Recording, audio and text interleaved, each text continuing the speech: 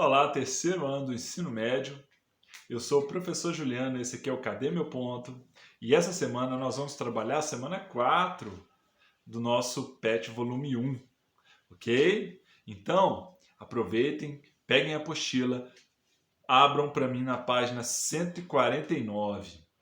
Na página 149, temos aqui a habilidade necessária, as duas habilidades necessárias, na verdade, para se fazer as atividades. A primeira é inferir os efeitos de sentido a partir das escolhas de itens lexicais. E depois, identificar ou fazer o uso adequado do tempo futuro nos verbos modais. Então, a primeira aí, inferir efeitos de sentido, né? Dar sentido, tá? Você dá sentido a diálogos, conversação, tá bom?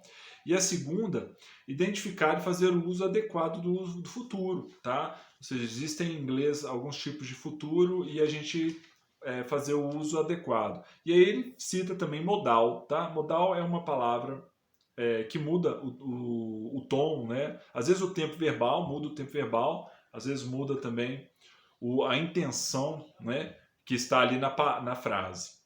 Bem, tem um diálogo entre o Andrew e a Beth, né?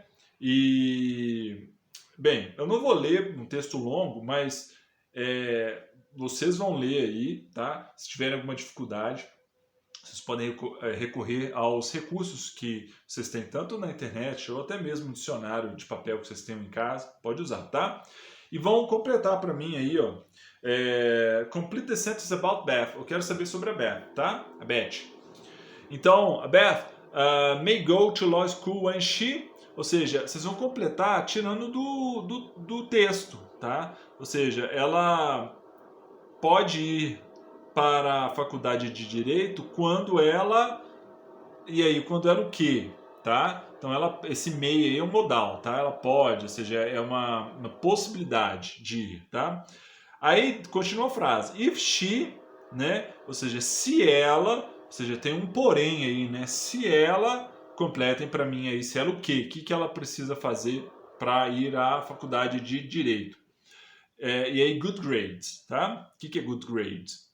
Depois temos aí a letra B. Beth needs to decide before. Ela precisa se decidir. Antes de quê? Tá? Aí tá home for the summer, né? Em casa no verão. Então, ou seja, vocês têm que entender qual que é a ideia, né? Sempre tem um porém aí, né? Ela vai fazer faculdade se, né? Ela precisa decidir se né? Fazer algo se. Então, você tem sempre um porém aí, tem sempre um if, né? If, tá bom? Um se. Vamos lá para a página 150. Tá, na página 150, no alto dela aqui, ó, no topo dela, a gente tem a explicação aí do tempo presente, mas no sentido de futuro, tá? Então tá aí, present tense verbs with future meaning, ou seja, é o presente, mas você usa o tempo verbal presente, mas você está querendo dizer de algo que vai acontecer no futuro. E aí é uma situação que a gente vai usar nas frases que tem o if, tá? O se, tá? Na 2, tá assim: circle the correct verbs, then complete the sentence with your own ideas. Então, eu tenho aqui duas opções em negrito. Eu vou mostrar aqui pertinho, aqui, ó. Tá? Elas estão. No meio delas está assim, tem uma barra, né? Então, tem duas opções em negrito. Vocês vão circular aquela correta. Vou fazer a letra A aqui rapidinho. When class, quando a aula, né, acabar today, hoje, I'm going to. Então, qual que seria o correto? When class is over today or when class will be over today, né? Ou seja, qual que é o correto? Usar o presente no sentido de futuro ou você usar o futuro clássico, né? O futuro que a gente recorre até quase o tempo todo em inglês, né? Principalmente quem está aprendendo inglês, que é o will, né? Qual dos dois? Círculo correto. E depois você vai completar a frase com uma ideia sua. I'm going to, ou seja, quando a aula terminar, eu vou.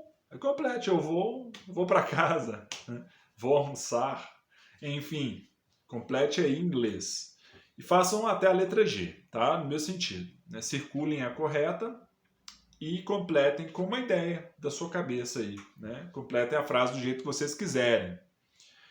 Depois, temos um texto. Né? É a continuação do tema Taking Responsibility, né? Ou seja, ter responsabilidade. Vocês vão ler, tá? Eu não vou ler aqui para vocês também, que vai ficar muito longo o vídeo, mas vocês podem ler e recorrer também aos recursos que vocês têm aí, tanto na internet quanto também nos dicionários aí, né?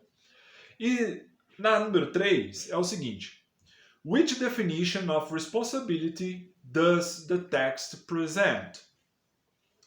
Qual definição de responsabilidade está no texto? Ou seja, ele usou um termo aí para definir responsabilidade. Qual que é? Vocês respondam para mim em inglês, tá bom? A pergunta está em inglês, vocês respondam para mim em inglês. Depois passamos para a página 151. Na página 151 está em português, começa em português aí, então tá tranquilo, né? Você precisa pagar uma conta e aí o resto do texto. E aí a pergunta: quais seriam as reações mais comuns diante de uma situação como essa? E a sua reação, como seria? Né? Ou seja, aqui a gente tem aqui uma situação que a pessoa quer pagar uma conta, só que ela não encontra um meio. O caixa eletrônico quebrou, tal, o banco está fechado, ou seja, não encontra uma maneira. E aí qual que seria a reação e o que você faria? Tá? Vocês podem responder em português. Por que a gente está respondendo isso aqui em português? Está tudo em português.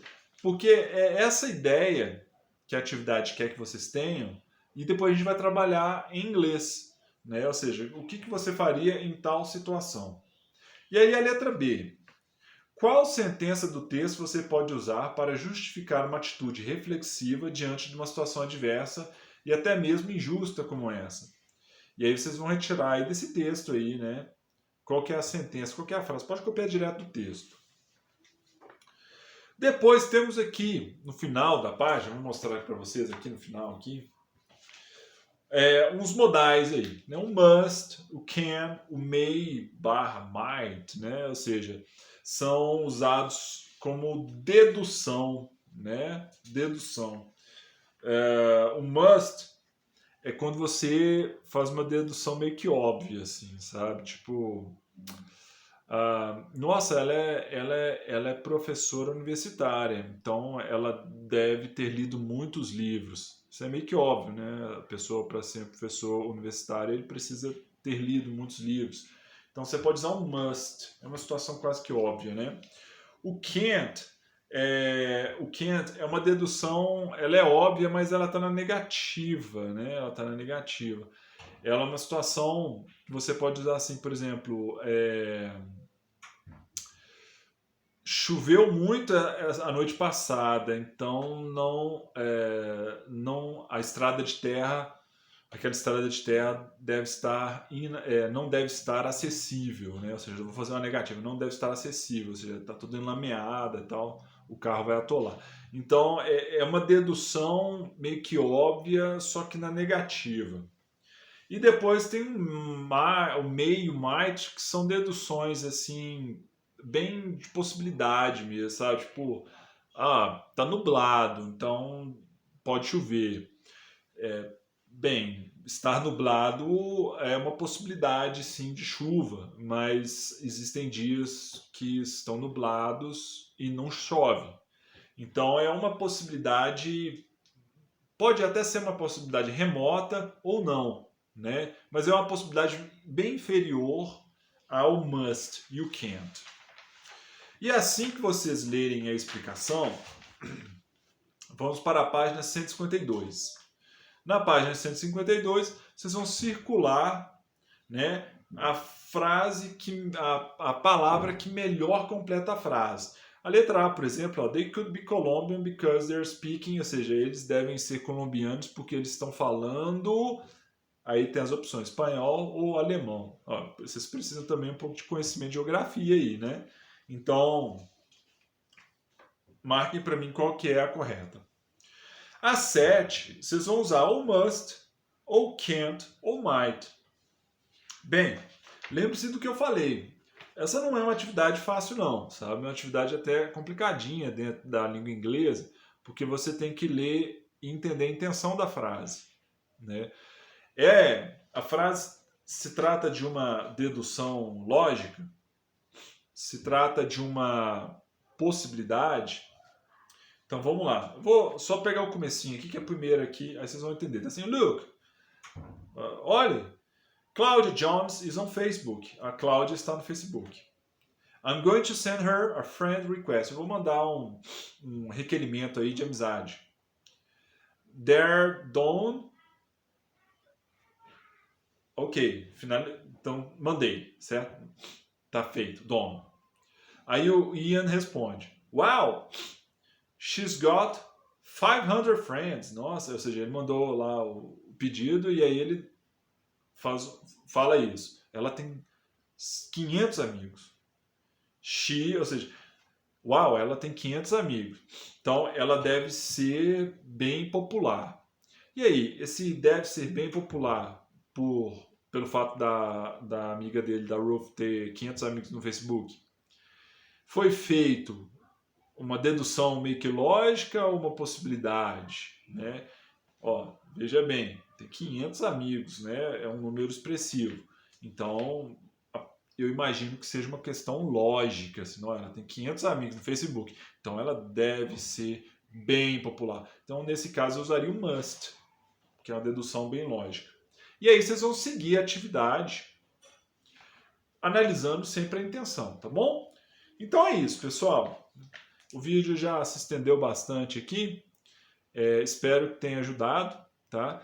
Se vocês podem usar o Conexão Escola, onde eu vou postar as atividades, ou também podem fazer em casa, na apostila ou no caderno, e mandarem uma foto dessa atividade pronta para o meu e-mail pessoal, que é juliano.paiva@educacau.mg.gov.br. No mais, vocês podem aproveitar o canal aqui, dar uma curtida, né, se inscrever no canal, fazer seus comentários, fiquem à vontade. E a gente se vê aí na próxima aula, tá bom? Bye, bye!